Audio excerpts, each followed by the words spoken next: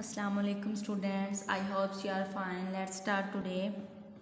English self writing work करना है हमने टुडे मंडे एंड 14 दिसंबर का ये आप लोगों का काम है। साउंड्स हैं एन जी की साउंड्स जो है ना एन जी की साउंड है ठीक है। इसमें जो है वर्ड्स कौन कौन से बनते हैं। फर्स्ट है जी लंग्स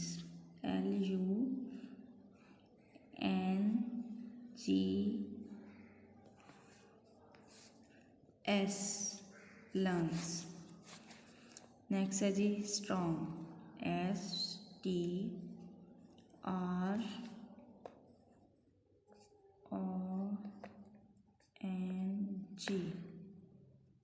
स्ट्रॉन्ग। नेक्स्ट है जी रिंग्स RINGS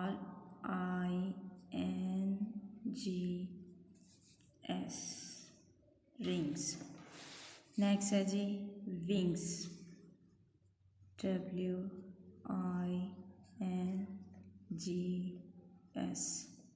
विंग्स।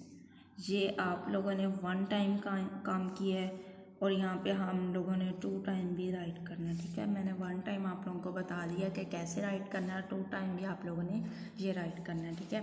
नेक्स्ट हम लोग साउंड्स ग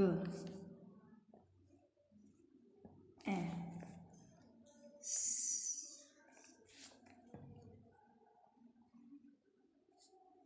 गैस। ये जी जो है वो स्मॉल आएगा ओके। फ ए ठ फैट ल ए फ लैप